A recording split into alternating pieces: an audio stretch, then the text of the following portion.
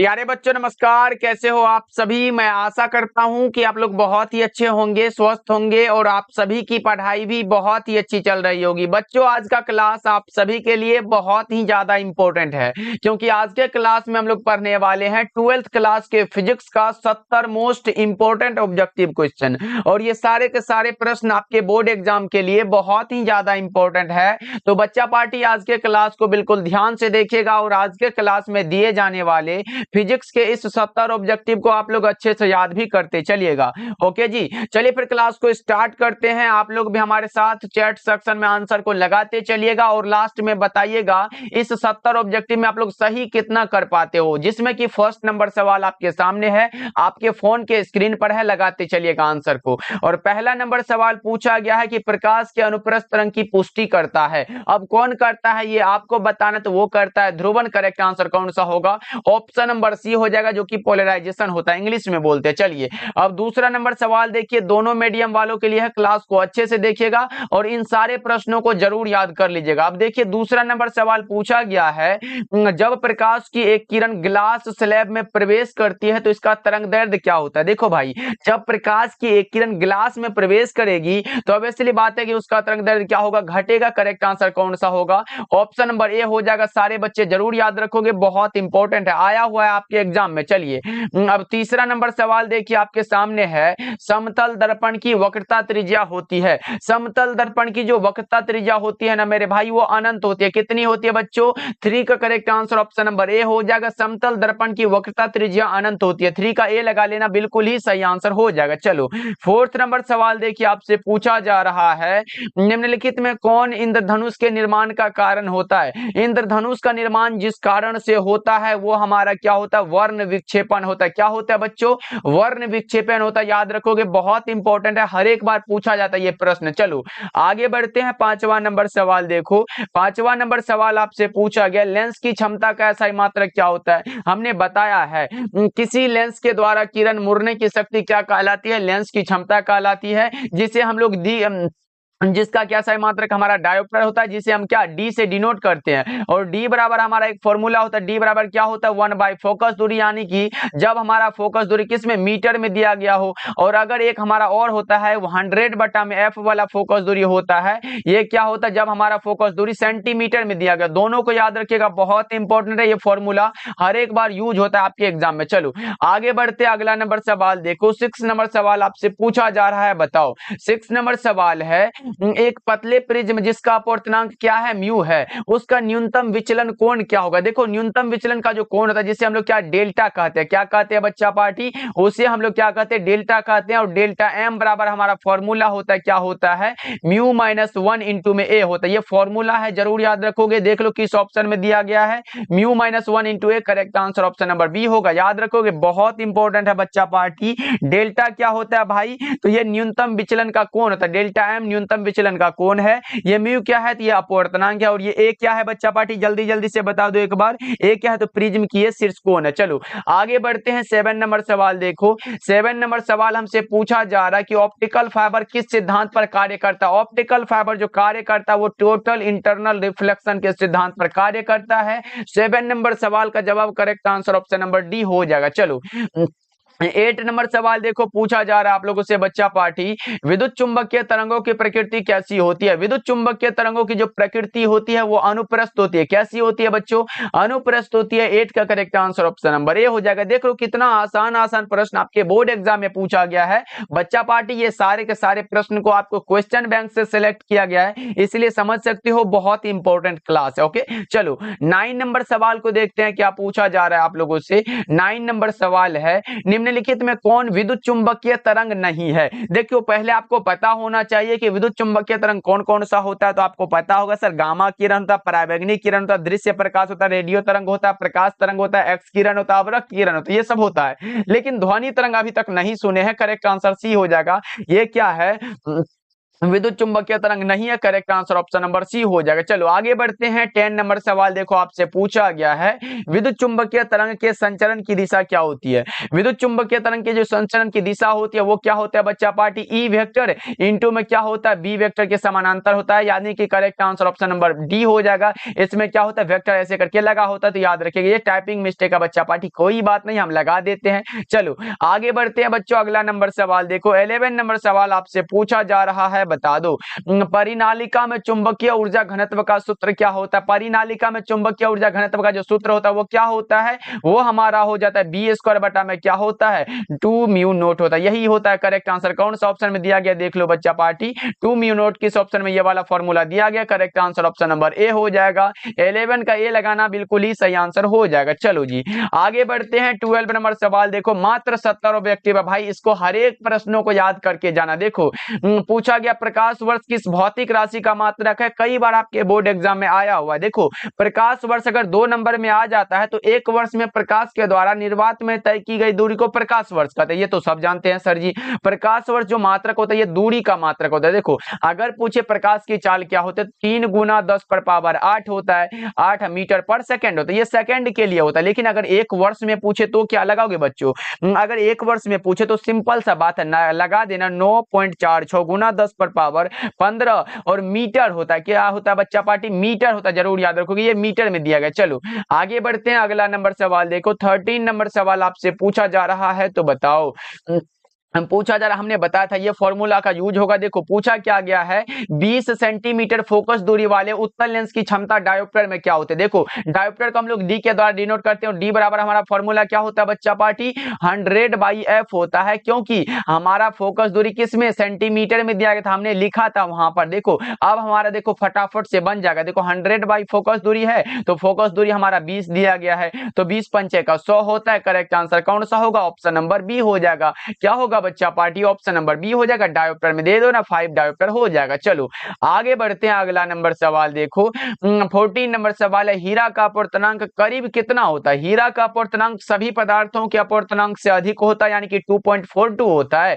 Correct answer C हो जाएगा। अब बोलोगे सर 4.1 चाहिए तो सबसे अधिक है, लेकिन भाई ये किसी का नहीं है, इसलिए correct answer option number C लगाओ। हीरा का अपवर्तनांक सभी पदार्थों के अपवर्तनांक से अधिक है, जरूर याद रखोगे आप लोग। चलो 15 नंबर सवाल देखो, प्रकाश के रंग का कारण है। प्रकाश के रंग का जो कारण होता है वो इसकी आवृत्ति होती है, क्या बच्चों, इसकी आवृत्ति। करेक्ट आंसर ऑप्शन नंबर 15 का ए हो जाएगा। चलो जी 16 नंबर सवाल को देखिए क्या कह रहा है, किस रंग का तरंग दैर्ध्य सबसे कम होता है। सबसे जो कम तरंग दैर्ध्य होता है वो हमारा बैगनी रंग के लिए होता है, और सबसे अधिक जो होता है वो लाल रंग के लिए होता है, इसलिए दोनों को याद रख लो। कम पूछा गया है तो बैगनी लगा के निकल लेंगे, क्योंकि हमारे पास टाइम बहुत ही कम बचा है। चलो 17 नंबर सवाल देखो, पूछा गया है, वस्तु से बड़ा आभासी प्रतिबिंब बनता है। वस्तु से बड़ा प्रतिबिंब बन रहा है और आभासी प्रतिबिंब यानी कि वो हमारा कनकेव मिरर हो जाएगा, यानी कि अवतल दर्पण हो जाएगा। करेक्ट आंसर ये हो जाएगा।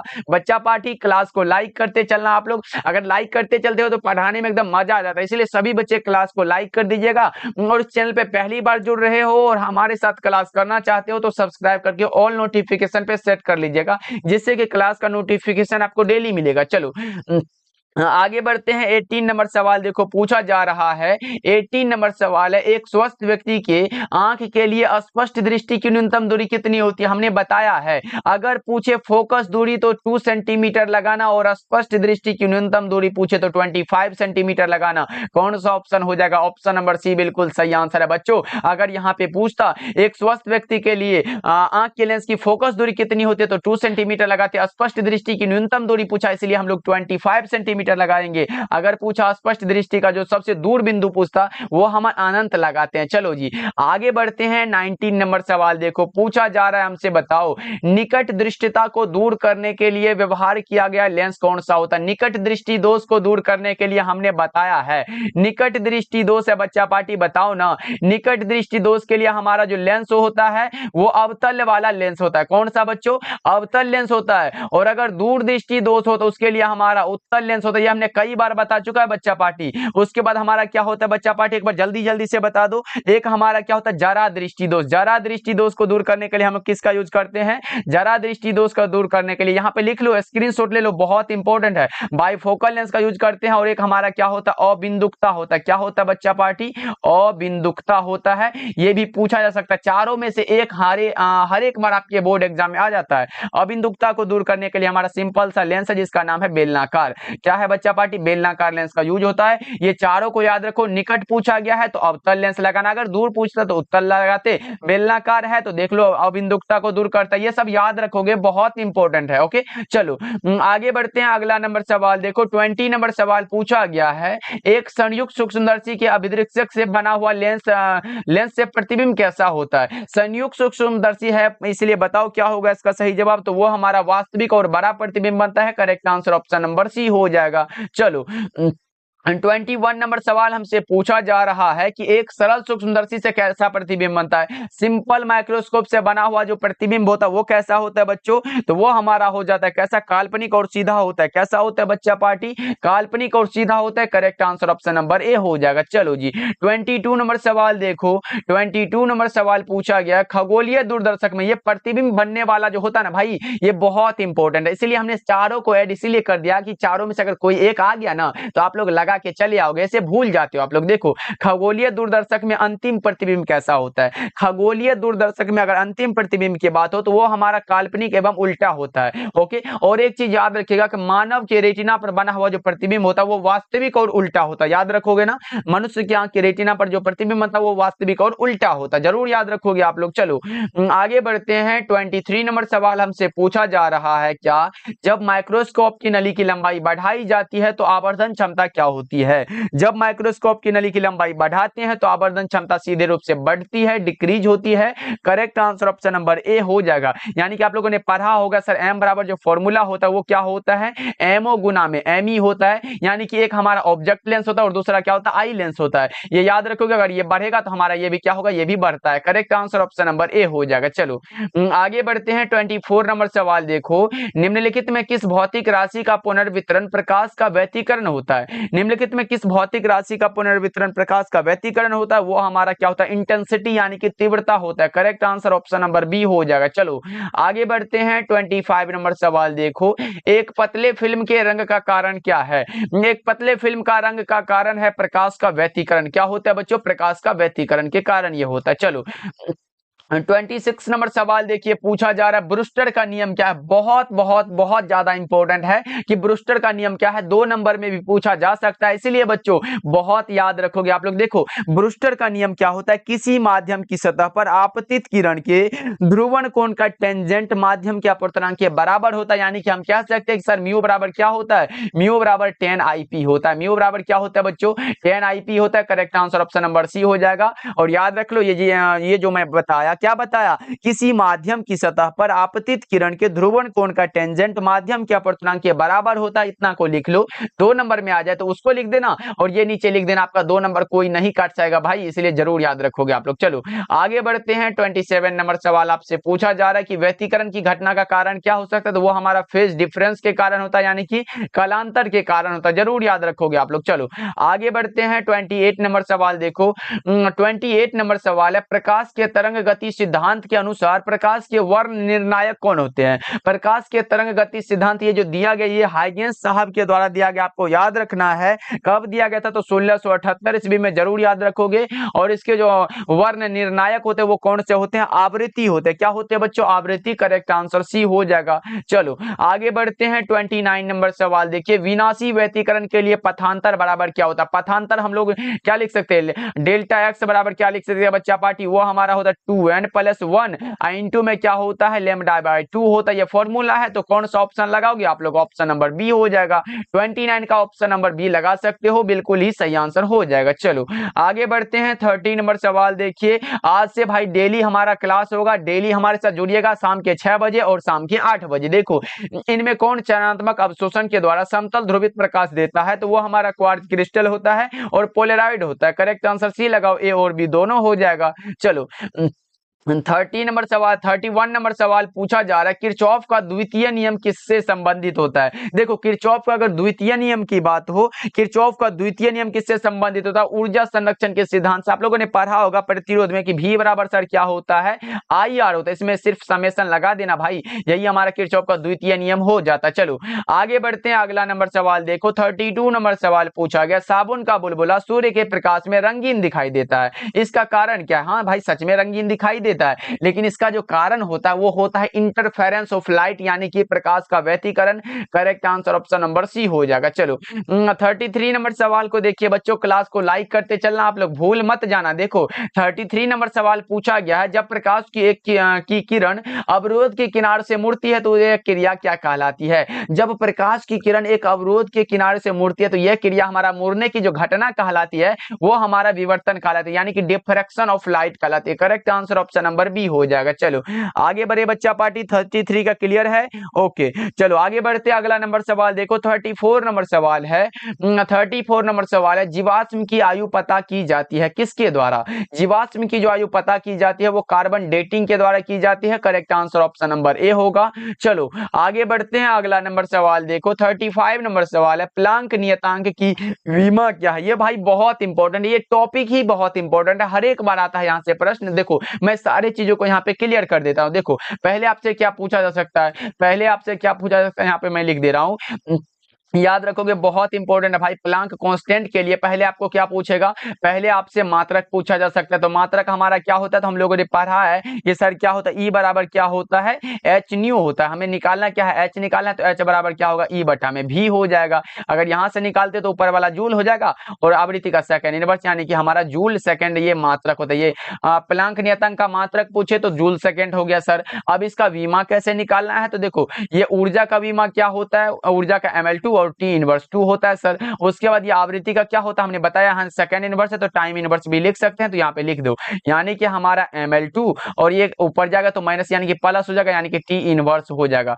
ये क्या होता है, इसके लिए विमा होता है जो हमसे पूछा गया है। अब इसका मान भी पूछा जा सकता है, यहाँ पे लिख दे रहा हूँ, ये हमारा क्या है, ये विमा है, ये मात्रक है। अब मान भी पूछा जा सकता है, मान अगर पूछे बच्चों वो हमारा होता है 6.6, यहाँ पे हो जाएगा 6.626 इंटू क्या होता है 10 to the power -34 joule second होता है। जूल सेकंड क्या है, इसका मात्रक है, हमने अभी बताया। तो बताओ बच्चा पार्टी समझ आया, यस नो, इसको जरूर लिख लेना, स्क्रीनशॉट हो सके तो ले लेना। करेक्ट आंसर क्या लगाओगे, ऑप्शन नंबर बी हो जाएगा, ml2 और T इनवर्स हो जाएगा, याद रहेगा ना। चलो आगे बढ़ते हैं, 36 नंबर सवाल देखिए। 36 नंबर सवाल है, प्रकाश विद्युत सेल क्या करता है। प्रकाश विद्युत सेल का जो काम है वो प्रकाश को विद्युत ऊर्जा में बदलना है। Correct answer option number B हो जाएगा। प्रकाश सेल का विद्युत सेल का जो कार्य है वो प्रकाश सेल ऊर्जा को विद्युत ऊर्जा में कन्वर्ट करना है। करेक्ट आंसर बी होगा बच्चों, याद रखोगे बहुत इंपॉर्टेंट है। प्रकाश विद्युत सेल जो होता है वो 3 प्रकार के होते हैं, एक हमारा प्रकाश उत्सर्जक सेल है, प्रकाश वोल्टीय सेल है और प्रकाश चालकीय सेल होता है। 3 प्रकार के होते हैं। अगर पूछे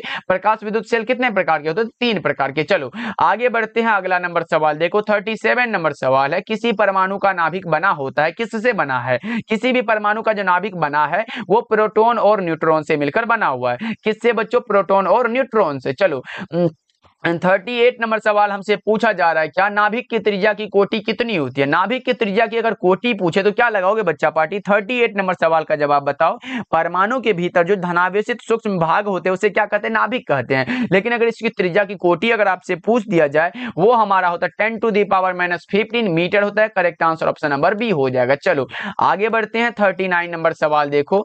39 नंबर सवाल है, रेडियो सक्रियता का मात्रक क्या होता है। बच्चा पार्टी क्लास समझ आ रहा हो तो क्लास को लाइक करते चलना। रेडियो सक्रियता का मात्रक क्या होता है, क्यूरी होता है। ये हमारा मेगा इलेक्ट्रॉन वोल्ट ये सब नहीं होता, ये सब नहीं होता। ओके चलो आगे बढ़ते हैं, 40 नंबर सवाल देखो, पूछा जा रहा है आप लोगों से बच्चों, रीडबर्ग नियतांक का मात्रक क्या होता है। रीडबर्ग नियतांक का अगर मात्रक पूछे तो वो हमारा होता है मीटर इनवर्स। क्या होता है बच्चों, मीटर इनवर्स होता है। करेक्ट आंसर ए हो जाएगा। चलो आगे बढ़ते हैं, 41 नंबर सवाल देखिए, नाभिकीय रिएक्टर में मंदक का कार्य क्या होता है।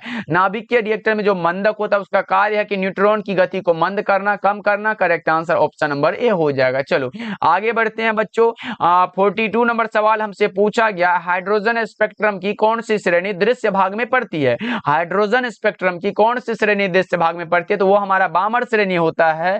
याद रखोगे बहुत इंपॉर्टेंट है। चलो 43 नंबर सवाल देखिए, हाइड्रोजन स्पेक्ट्रम की कौन सी श्रेणी अवरक्त भाग में नहीं पड़ती है? वो हमारा लाइमन सीरीज होता है। Correct answer option number D लगा रहे हो आप लोग, बहुत अच्छे बच्चा पार्टी, ऐसे ही हमारे साथ आंसर को लगाते चला। चलो आगे बढ़ते हैं। 44 नंबर सवाल देखो, 44 नंबर सवाल है 1 AMU बराबर क्या होता है, यानी कि 1 एटॉमिक मास यूनिट बराबर जो होता है वो क्या होता है? तो वो हमारा होता है 1.6 इंटू 10⁻⁻27 किलोग्राम होता है।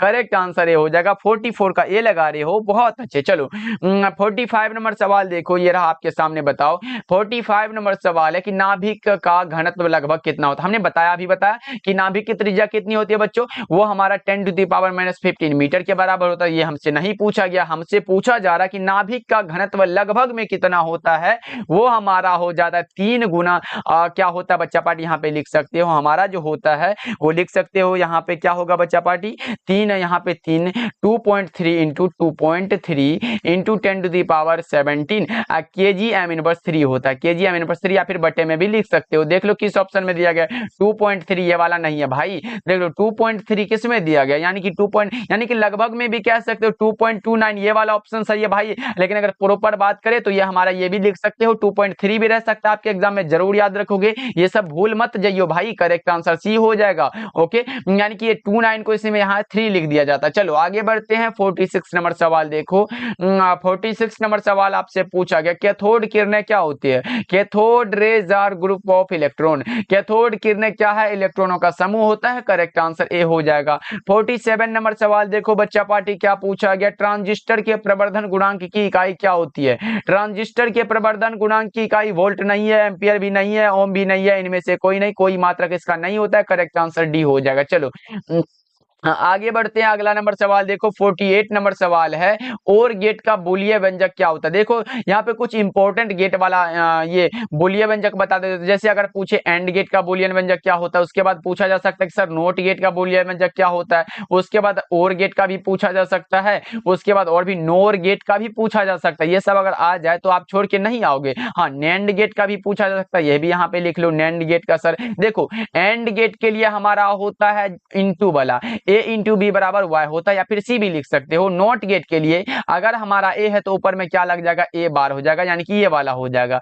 ये वाला हो गया। और में सिर्फ जोड़ होता है, और के लिए यानी कि ए प्लस बी बराबर क्या होगा, वाई हो जाएगा। उसके बाद नोर पूछा गया है, और में हमारा नोट लगाना, और प्लस नोट बराबर नोर होता है, तो देख लो और पहले ए प्लस बी बराबर क्या लिखेंगे, वाई लिखेंगे, ऊपर में ऐसे करके लगा देंगे। उसके बाद हमारा नैंड बचा, तो एंड में हम ऊपर में लगा देंगे, जैसे नहीं कि ए इंटू बी बराबर क्या होता है, वाई होता है, एंड का होता है, नैंड लगा है तो ऊपर में ऐसे करके लगा दो भाई, यही हो जाएगा। यानी कि इसका स्क्रीनशॉट लेना बहुत जरूरी है, याद रखोगे। और कौन सा ऑप्शन होगा, और गेट के लिए जोड़ वाला, correct answer option number A हो जाएगा। देख रहे हो यहाँ पे ए प्लस बी बराबर वाई होता है। चलो आगे बढ़ते हैं। 49 नंबर सवाल पूछा गया, मॉड्यूलन कितने प्रकार का होता है? मॉड्यूलन 3 प्रकार का होता है। मॉड्यूलन 3 प्रकार का होता है। कौन कौन सा बच्चा पार्टी, जल्दी जल्दी से बता दो, बताओ कौन कौन सा मॉड्यूलन होता है, जल्दी से बताओ। 49 नंबर सवाल का जवाब आप बताओगे सर, एक हमारा आवृत्ति मॉड्यूलन होता है, दूसरा आयाम मॉड्यूलन होता है, तीसरा कला मॉड्यूलन होता है। 3 प्रकार के होते हैं, जरूर याद रखोगे आप लोग। चलो 50 नंबर सवाल देखो, क्या पूछा जा रहा है आप लोगों से, मूल गेट के लिए निम्नलिखित में कौन सा, बेसिक गेट के लिए एंड और नोट होता है, एंड और नोट करेक्ट आंसर ये हो जाएगा, और जिसका क्या हमने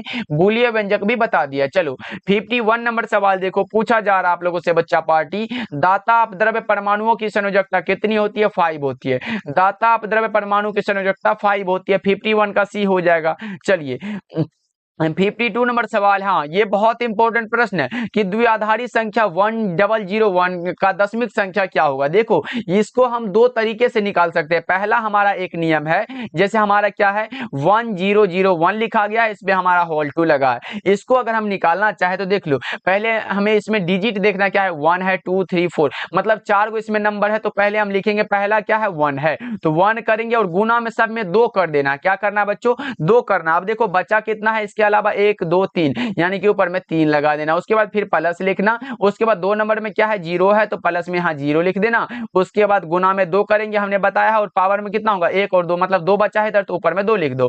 फिर उसके बाद प्लस 2, उसके बाद देखो उसके बाद 0 है हमारा यहाँ पे, तो यहाँ पे 0 लिखो, गुना में क्या हो जाएगा, गुना में हमारा 1 2 हो जाएगा, और ऊपर में पावर कितना होगा 1 हो जाएगा। फिर 1 बचा हुआ है तो प्लस में 1 लिखो, गुना में क्या होगा 2 होगा, ये तो सब में होगा सर जी। और उसके बाद कुछ नहीं है तो 0 लिख दो। लो, यानी कि अब यहाँ से निकालना हमारा क्या होगा, 2 चौके 8 होता है, 8 प्लस 0 है तो 0 हो जाएगा, इसमें 0 से गुना करेंगे तो हमारा 0 हो जाएगा, और इसमें 1 यानी कि 1 गुना 1 बराबर 1 हो जाएगा, प्लस में हमारा 1 हो जाएगा, बराबर में क्या होगा 8 प्लस 1 बराबर 9। देख लो किस ऑप्शन में दिया गया है, ऑप्शन नंबर सी बिल्कुल सही आंसर है। ये तो हमारा सर जी पहला नियम हो गया। अब दूसरा नियम भी सिखा दो। देखो 9 का अगर डायरेक्ट निकालते तो ऐसे वाला करके निकाले थे, हमने बताया था 2 चौके कितना होता है 8 होता है, शेष कितना बचा 1 बच गया, उसके बाद फिर 2 से लगाओ, 2 दूना के 4 हुआ, शेष नहीं बचा 0 लिखो, उसके बाद फिर 2 से लगाओ, 2 एकम 2 और हमारा शेष भी कुछ नहीं बचा 0, यानी कि देखो नीचे से ऊपर की ओर लिखते हैं तो हमारा क्या होता है 1001, यही वाला तो निकल के आता और यही हमसे पूछा गया था। देख लो किस ऑप्शन में दिया गया, correct answer option number C हो जाएगा। ओके,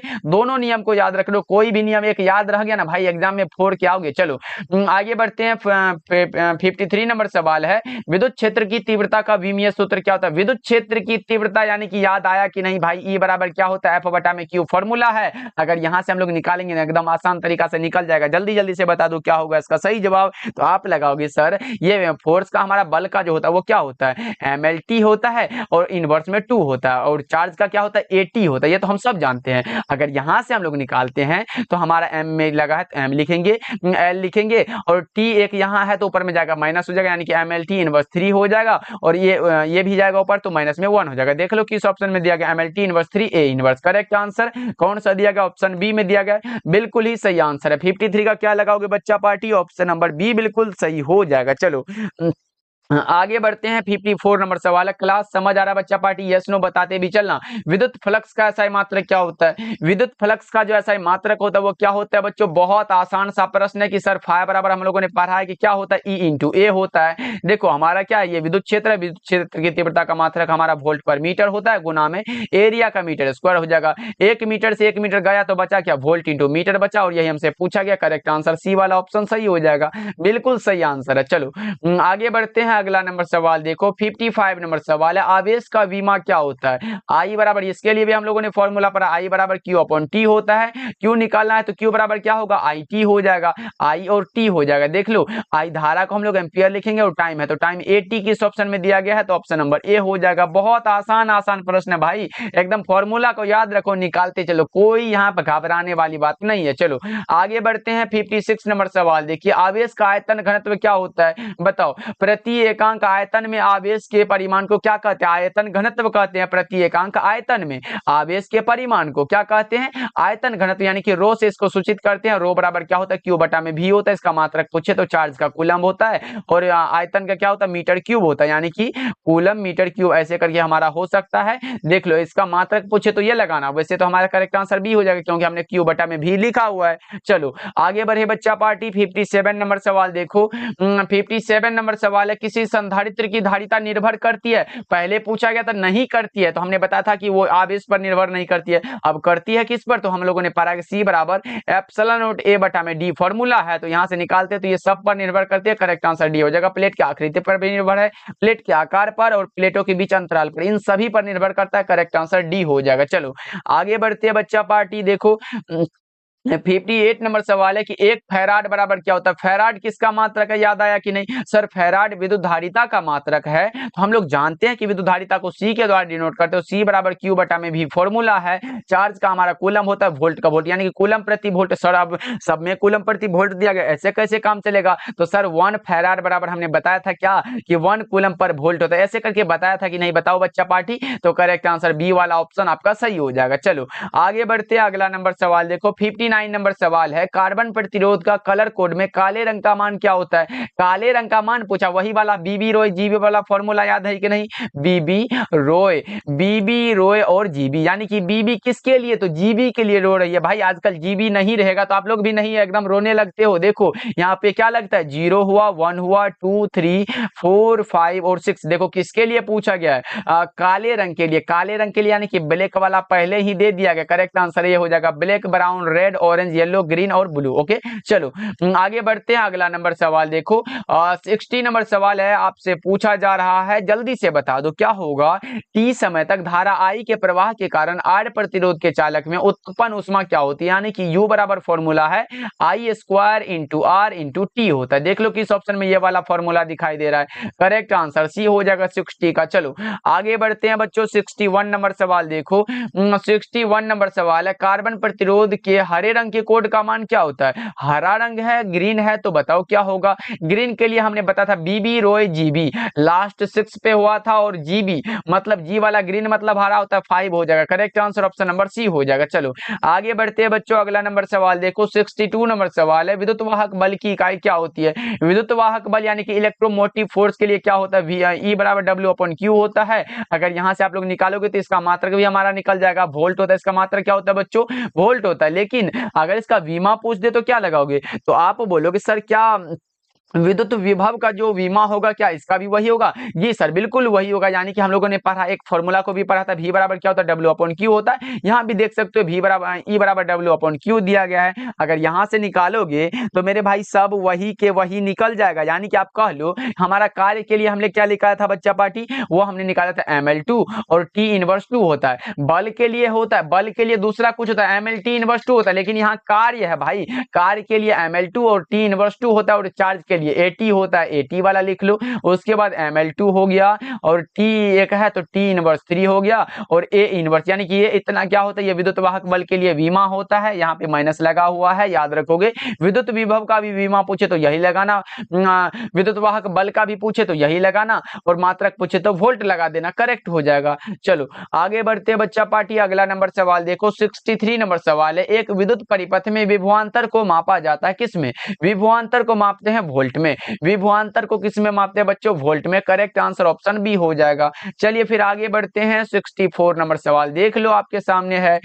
64 नंबर सवाल है, तांबा का कार्य फलन कितना होता है। तांबा का जो कार्य फलन होता है ना भाई, वो क्या होता है ये बताओ, तो वो हमारा 4.7 इलेक्ट्रॉन वोल्ट होता है। इलेक्ट्रॉन वोल्ट में होता तो कुछ जूल नहीं होगा, वाट भी नहीं होगा, वाट नहीं होगा, कुछ इलेक्ट्रॉन वोल्ट होता है। करेक्ट आंसर ये हो जाएगा, कितना इलेक्ट्रॉन वोल्ट, 4.7 इलेक्ट्रॉन वोल्ट होता है। ओके चलो आगे बढ़ते हैं बच्चा पार्टी, अगला नंबर सवाल देखो, 65 नंबर सवाल है, सौर सेल पैनल का उपयोग किया जाता है किस पर, तो ये किया जाता है कृत्रिम उपग्रह में। किस में बच्चों, कृत्रिम उपग्रह में। करेक्ट आंसर ए हो जाएगा। चलिए आगे बढ़ते हैं, 66 नंबर सवाल है, आदर्श वोल्टमीटर का प्रतिरोध कितना होता है। अगर आदर्श वोल्टमीटर का बात हो बच्चों, अनंत होता है। आदर्श एमीटर हो तो 0 होता है, और खाली एमीटर हो तो वो हमारा बहुत कम होता है। दोनों को याद रखिएगा।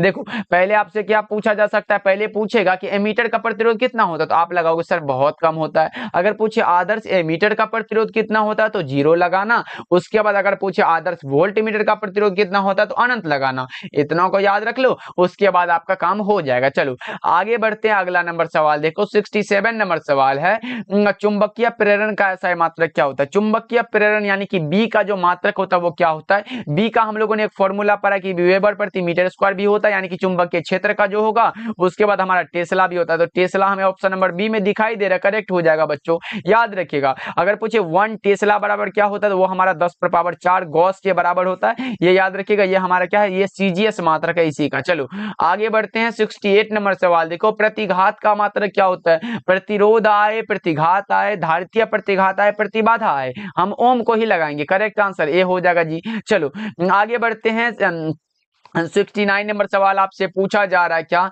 प्रति चुंबकीय पदार्थों की चुंबकशीलता क्या होती है। प्रति चुंबकीय पदार्थों की चुंबकशीलता बहुत कम होती है, और याद रखोगे सबसे जो अधिक होती है वो हमारा लोह चुंबकीय पदार्थ होता है। याद रखोगे, क्या रखोगे, लोह चुंबकीय पदार्थों की चुंबकशीलता सबसे अधिक होती है, याद रहेगा। चलो आगे बढ़ते हैं, 70 नंबर सवाल हमसे पूछा गया है, और आज के क्लास का ये लास्ट सवाल है, पृथ्वी के चुंबकीय ध्रुव पर नमन कोण का मान सर कितना होता है। 90 डिग्री होता है। अगर विषुवत रेखा पर पूछता तो हम 0 डिग्री लगाते, लेकिन हमारा यहाँ पूछा गया पृथ्वी के चुंबकीय ध्रुव पर 90 डिग्री, करेक्ट हो जाएगा। अब बच्चा पार्टी कुछ नहीं करना है, अब बता देना है कि इस 70 ऑब्जेक्टिव में आप लोग सही कितना कर पाए। ये कमेंट जल्दी जल्दी से करो, और दूसरा कमेंट ये करना कि आज का क्लास कैसा लगा। अगर ये वाला कमेंट आप लोग करते हो ना भाई, बहुत मजा आ जाता है, फिर अगला क्लास देने के लिए एकदम तैयार रहते हैं। इसलिए सभी बच्चे आज कमेंट करोगे, कैसा लगता है हमारा क्लास, क्या लगता है भाई, वो कमेंट करके पूछना, बताना। ओके जी। तो चैनल पे पहली बार जुड़े हो तो भाई सब्सक्राइब कर लेना। डेली क्लास का टाइम हमारा शाम के 6 बजे है, तो जरूर ज्वाइन भी करना। ओके, तो मिलते हैं फिर अगले क्लास में। आप लोग अपना ध्यान रखिएगा। ओके, चलो।